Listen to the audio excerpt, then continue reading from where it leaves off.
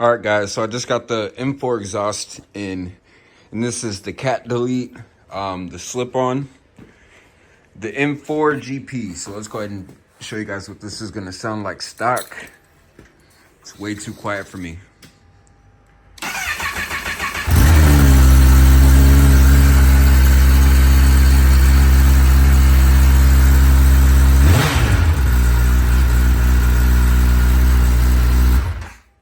All right, that's a cold start. So I'm gonna make a video and show you guys once I get this thing on here, what it sounds like. So wish me luck. All right, so I just got the old one off, and so you guys can see it.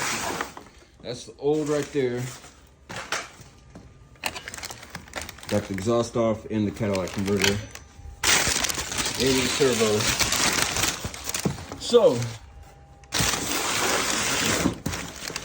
now this is what it's gonna look like with the M4 on there, so you can see the back wheel a lot better, which I think is beautiful.